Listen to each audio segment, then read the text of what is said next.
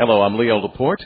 Welcome to the return of the episode 2 for April 24th, 2005.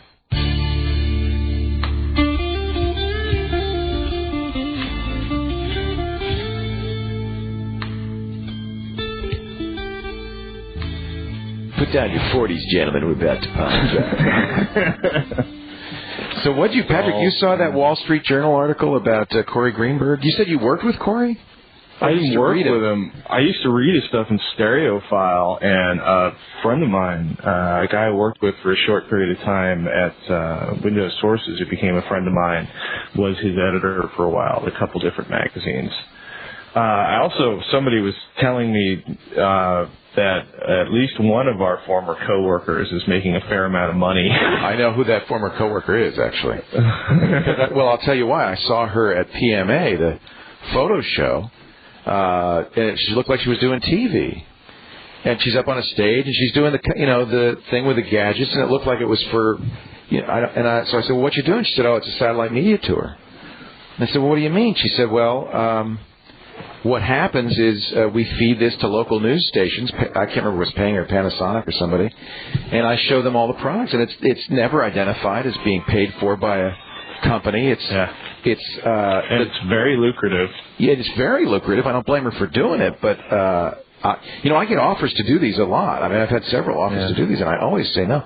And this is the thing that bugs me. Just for people who didn't read the article, Wall Street Journal kind of outed a number of tech journalists saying that they're getting paid by the companies they're plugging on these. And then the one they singled out was Corey Greenberg, who's the Today Show's gadget guy, and apparently does. Now, it wasn't clear, and maybe you got a better sense than I did, Patrick. It didn't look like he'd been paid specifically for the Today Show appearances, but that those companies had paid him. Well, one of the things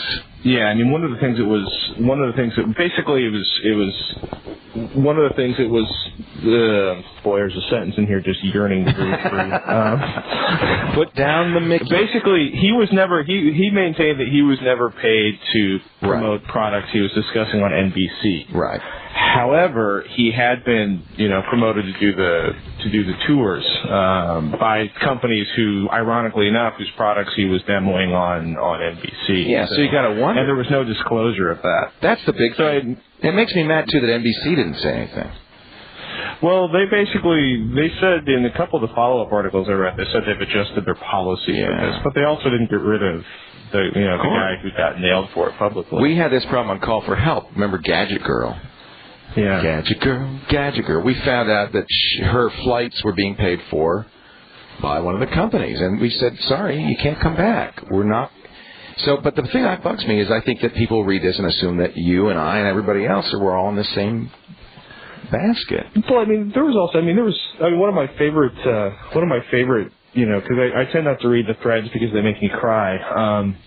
But one of my favorite threads of all time was somebody who's like, man, Leo and Pat are totally owned by Intel because Intel advertises them. And it was on a day where you and I just completely ripped Intel a new delete expletive because, it's like, Intel, it's another processor. It's a little bit faster than the last one. It's a lot more expensive than AMD, so why buy it, Right. And it was on the same day. It was like, those guys are so owned by Intel because, Intel pays for their ads. And we didn't even, we're sitting in the studio. We have no idea what commercials are running. Yeah, we have no idea. I remember remember the Pentium 3, they had that ID encoded into it so they would know, unique identifier. Yeah. And I said, unequivocally this is on Call for Help, don't buy this chip, this is terrible. Intel should be, spanked, please don't buy a Pentium 3. And immediately, we'll be right back, and then dun, dun, dun, dun, Intel presents, and I thought, I didn't know this either. And people sent me a note saying, you're going to get fired, dude. But to the credit of our bosses, we never heard heat from that. I've never taken money for that kind of thing. But I do, and I feel guilty about this. I do have advertisers on the radio show, and they pay me to do their ads. So, well, are you going to fund it out of your own pocket? Oh, wait, you have to feed your children and have a house. And I kind of feel like radio, it's kind of accepted. I mean, you look at, Paul Harvey doing ads for Bose, Charles Osgood's doing ads. It seems like on radio it's kind of an old-timey medium where, the hosts read the ads, so it's kind of more accepted. I I feel bad because I think that it's now difficult for people to tell who's on the up and up and who's not. Right. And it makes it hard for me to say things like, gosh, I really love Mac OS X, because then I think people say, well, of course he does. Apple's paying him or something like that, which they're not.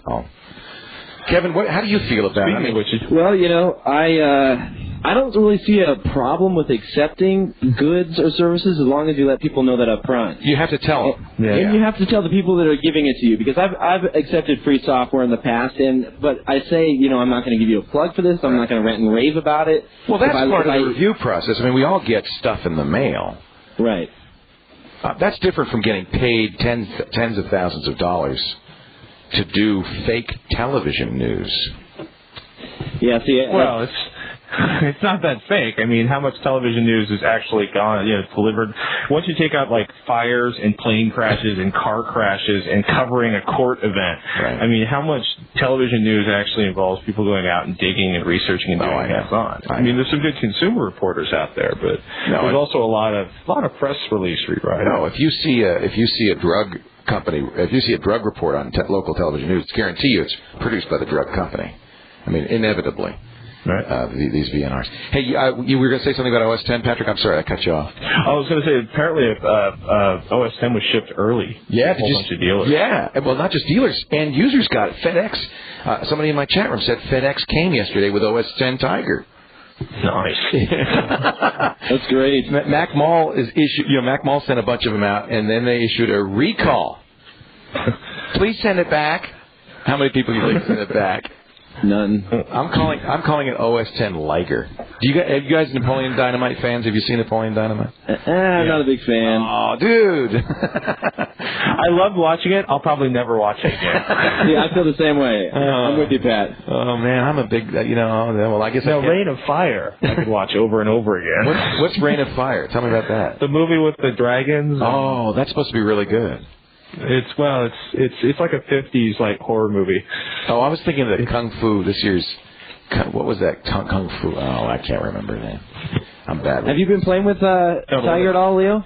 No, I keep trying to download it from BitTorrent, and this is the problem I have with BitTorrent. By the way, I will buy it when it comes out, but I was trying to get a copy ahead of time. And the problem I have with BitTorrent is unless there's a lot of seeds, everybody has the first half of the file. And nobody has the second half, so you get stalled out, right? It really pisses me off because I can't get anything unless there's a bunch of good seeds that have the full file. And this is what's happened with Tiger. There's a Gold Master Tiger supposedly on the torrents, but I never know because I only get I get halfway through and it just dies. I've been having some issues with it. Yeah, with torrent? No, with Tiger. Have you really? Yeah, there's some problems with it. Like what? Well, I have some friends that are running Tiger. They're running the last version, and I can't connect via iChat with them properly. There's just some issues. Yeah. Well, I'd like to next week. You try. I'll be in line Friday at 6 to get my copy, and maybe we can try next Sunday doing this with the iChat. It'd be kind of fun. I want to get the iSight set up and try that out. Yeah, let's try. Well, at least try it. We can. We can feed both video and audio. There's no reason to have to just feed one or the other. Yeah, I'm real curious to see what the H.264 looks like. Yeah, that's the new HD codec that's supposedly highly scalable. Steve showed it at the keynote, and he would take a window, a small window on the screen, and then stretch it to full high def, and while the thing's playing, it looked great. Yeah, we're going to be compressing some more videos with that just to try it out. You think you'll do system as 364 or whatever, 264? Yeah, we'll do it QuickTime and Windows Media, and probably kick out a DivX as well. It's a shame we have to do all these different codecs. I know. It's not that hard, I guess. Yeah, not too bad. We don't have to. Just people get upset if you don't. Well, I was surprised. Once this podcast was slash-dotted, until then, everybody was fine with MP3. And all of a sudden, we got all these requests for OGG Vorbis versions. The Slashdot crowd wants Vorbis. So I'll do a Vorbis, but watch, it'll be 1% of the total downloads. We got to come up. It's a very vocal 1%. Yeah, they are. I got a cease and desist letter from G4 saying you can't use the name of the bleep. So somebody suggested that we should call this the Revenge of These Green Saviors. What do you think? No? No. Okay. Nah. Brought to you by Simple Green. These green savers have to clean up the commuting Hey, that's another thing I want to raise. We should really get some product placement in here, guys. This is a chance. Kevin, are you drinking Red Bull and vodka while we're doing this? Something, we got to... Yeah, we could do something like that. Brought to you by Red Bull. In Canada, there's a whole big issue with people drinking Red Bull and vodka, and they don't... Red Bull is kind of hard to get because of it. Really? What's the deal? I don't know. They're like, Canadian health... it's all going to the people drinking it. Well, it is, first of all, it's probably not a good combination because it's a stimulant and a depressant, and it's like a speedball. And it's a very cheap speedball. Yeah, exactly. And you drink 3 of them, you're going to have a heart attack. There's a ton of caffeine, and I don't know. I guess there goes the Red Bull product placement. I don't think the whole Red Bull killing people has been a major problem. I don't think it has as much caffeine as coffee has in it. Yeah, but nobody's drinking vodka and black coffee. Or are they? No. See, here in San Francisco, they call it an Irish coffee, and it's coffee and whiskey. Yeah. So anyway, I got this letter. So what are we going to call this darn thing? I say we send it to the users, let them come up with a name. All right, we should have a contest. All the listeners, yeah. All right, we'll have a contest. And what will the prize be? The glory of having. I will send them a box of stuff I'm clearing out of my garage. I like it. It's a surprise package. What's in Patrick's garage? Find out for yourself. All right, so let's set up a Gmail account, and or we can just use an existing one. You want to do that? How about, I've got one already, a generic one. We'll call it leosprogram@gmail.com. LEOS program. PROGRAM. I created that because I didn't know what the name of the program was. At gmail.com. Send us your submissions. In the subject line. In the subject line. Right. Good thinking, Kevin. You've done this before. For the name of this dang show and anything else you want to say. And we will consider it. And a box of Patrick's old crap will go to the winner. Old computer parts. Vintage computer parts. Will you sign a few of those, Pat? Hey, I'll sign them all. I'll help. Kevin and I will help defray the shipping. Don't put anything too. No sledgehammers, okay? I don't know if that's a good prize or not. There could be some real crap in there. Well, what are you? Should we throw in something else? I don't know, Pat. What are you talking about? What are we actually going to be giving people? Is it just busted up, broken computer parts? No. Everything will be usable. It'll just be very vintage. How about some nice, 96-ish Intel Pentium board? There you go. Who's looking for some ISA modem cards? There you go. I found 2 boxes of computer parts I've been hauling around. I'll tell you what. I hauled. They were state of the art when I left Jersey in '97. 97. Wow. My web host VisiWeb is willing to give away some. I think they're year-long accounts. A plan for they have these Site Builder Express accounts worth $10 a month. It'd be $120 value. So let's pick. I'll give one to the 5 finalists. How about that? Okay, hold on. I got something for you then, too. All right, we're going to have another prize here. Here we go. My buddies run Jinx. Yeah. So I'll give away 5 T-shirts for the 5 finalists, any Jinx shirt that they want on the site. Okay, so here's the deal, gang. Cool. Email leosprogram@gmail.com with your favorite name for this show, this podcast. Put it in the subject line. Kevin, Patrick, I, and whoever else. Robert Heron's out of town today, but when he gets back, he can be involved in it. Yoshi's going to join us. He was supposed to join us any time now. He'll be involved. We'll vote on the top 5. Those all top 5 will receive a year web hosting from VisiWeb and a Jinx T-shirt. What is it going to say? You know? So whatever they want. There's just a bunch of different hackers and gamer T-shirts. Right. You name it. You pick your shirt, and then the winner gets a box of Patrick's crap. I like it. You get the T-shirt and the year-long membership at VisiWeb and this box of crap. All right. I think that's a contest, gang. And see, we didn't have to go to the lawyers or anything. That's awesome. I wonder if there is any, liability here. Screw it. What else is attracting? I'm sure there is. What else is attracting? We're all in California. 1 in every 6 lawyers in the United States is here in California with us. Somebody can figure out some pretense to sue us. Hey, by the way, I owe an apology to Canada. I'd like to apologize to the entire nation of Canada for saying that my TV show didn't count because it was in Canada. That was a joke, gang. Oh. But I got some nasty mail. People were hurt, and I didn't mean to hurt their feelings. I'm grateful to Canada. I love going up to Canada. Kevin, you're coming in a couple of weeks. Patrick, we got to get you up there. I will eventually get there. Toronto's great, especially once the sun comes out. It's just a beautiful city. Did you read some of the comments? I mean, people are really very happy with this podcast.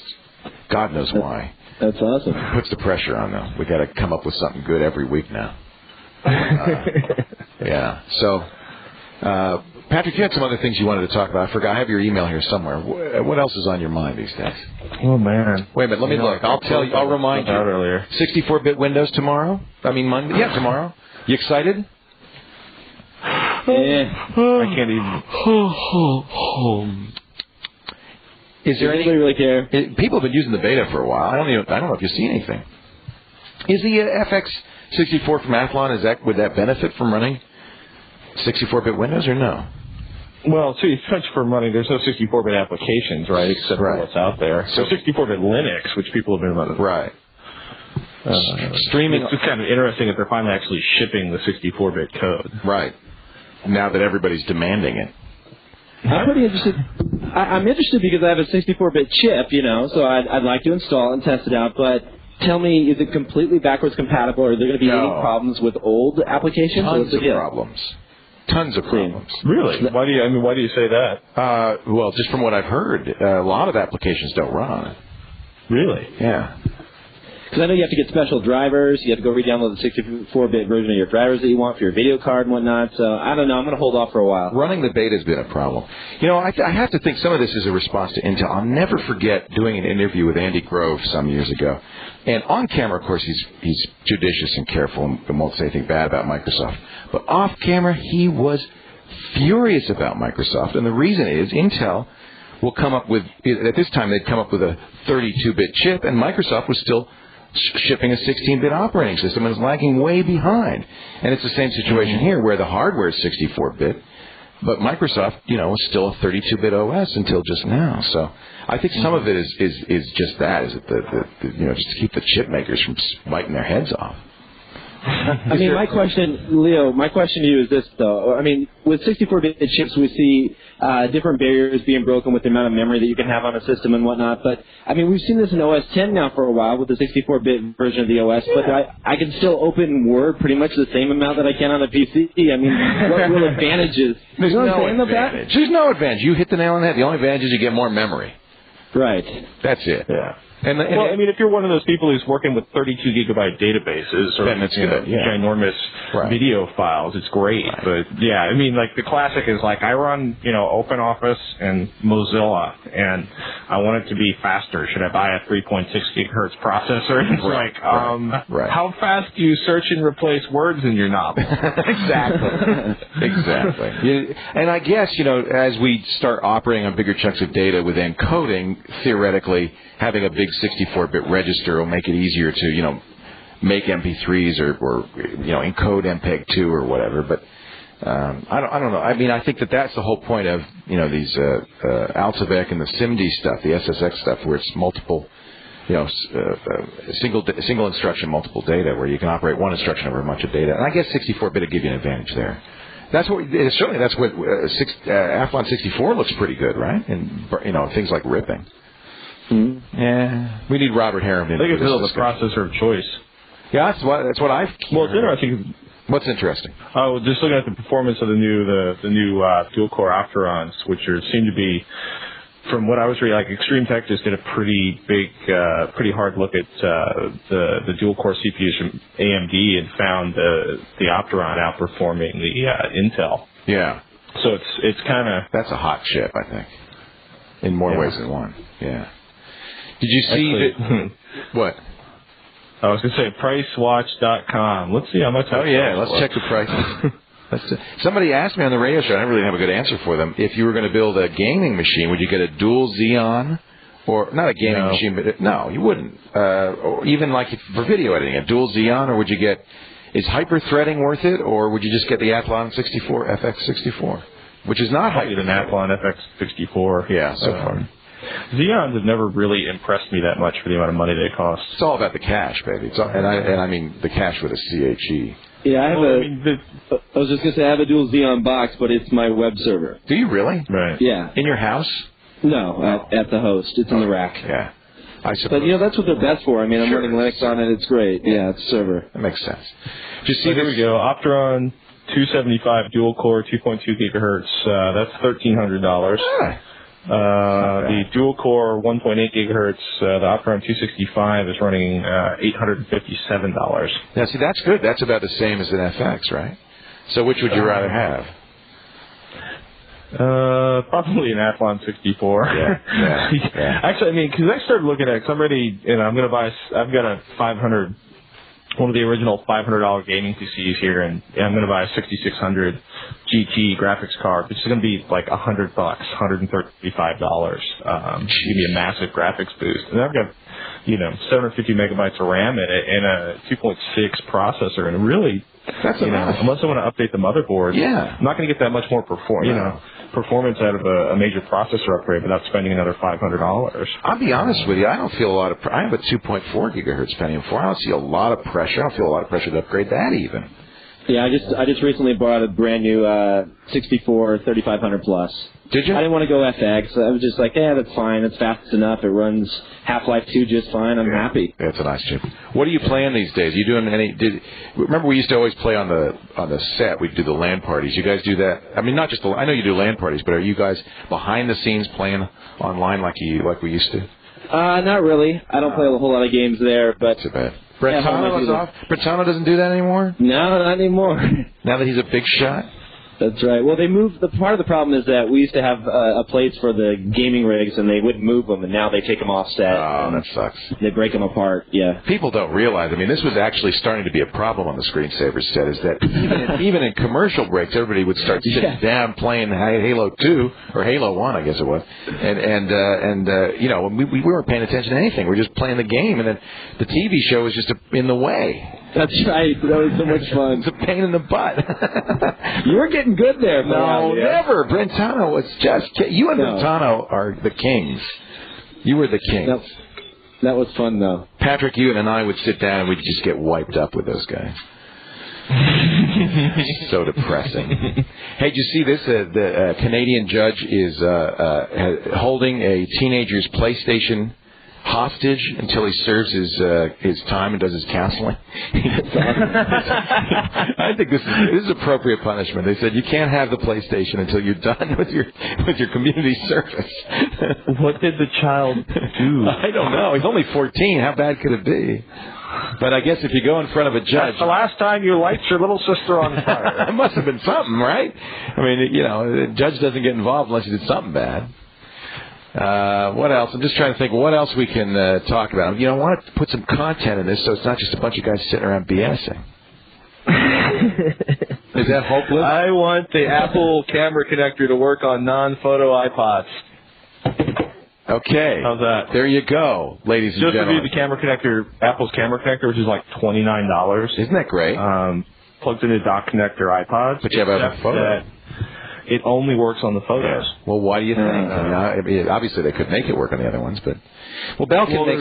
Somebody said there was some USB logic in the photos, but I'm not sure I'm buying into that. Well, that might be. And it's kind of I'm kind of excited because actually I now have someone who answers my phone calls at Apple. This is a very exciting development for me as somebody who's reviewing a lot of Apple products. Because you're with iPod Extreme, or Extreme iPod, yeah. Hey, what's about those rumors that we're going to see a new iPod this summer? Is that, do you think that's true? There should be something coming out in June. What it's going to be is anybody's guess, although some people are suggesting that there's going to be wireless headphones, like basically a wireless iPod coming out, which I think it's a little early for that yet. Yeah. And I think the available technologies used for wireless headphones would be a little cumbersome. Right. But are we talking like Bluetooth? Is that what they're thinking? I don't think they'd want to use... I think Bluetooth is just too big and takes too much power. It's too lo-fi, too, isn't it? I mean, yeah. And that's where it gets kind of interesting because, it could be proprietary wireless technology. What about just FM modulation? I mean, it's easy enough to put an FM modulator in the thing. FM modulators sound horrible. I'm glad to hear you say that because they always sound like they were a little crunchy, a little compressed to me. They always sound crunchy and compressed. I mean, I've actually reviewed over at ExtremeIPod.com. Not that I'm going to say that. You mean ExtremeIPod.com? More times. ExtremeIPod.com.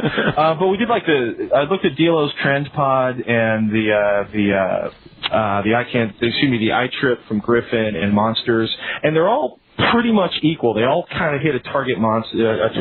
Like the Griffin iTrip, it matches the shape and the color of the iPod and the very stylish. That's the one I use. Got a cable. Yeah. The DLO's got basically it's this giant iPod on a stick that you plug into your lighter socket and has the radio built in. And it amazes me, like, if it's raining, if it's not raining, which side of a hill you're on, whether or not, you have a good or a bad FM radio, where the antenna is located, all has a dramatic impact. And at their best, they can all sound pretty good. And then you can basically, turn a corner and be next to a transformer and have, giant static going through your signal. And I was actually outside of Laramie, Wyoming, and it had like the 19th time in a 1,000-mile trip that the channel I was on got stomped on by a local radio station. That's the problem. So there's all these great little radio stations like coming across Nevada, right. And they'll change. And there's not enough power in the FM transmitters that are used for portable electronics to really give you any kind of power or signal quality that's comparable.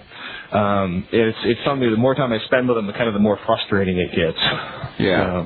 Yeah, I just use a little cassette adapter. I mean, that's of course many cars don't have cassettes anymore, but that works fine. It's getting hard to find cars with cassettes. When are they going to start putting? When are they going to start putting an audio jack in the dashboard so I could plug in my device?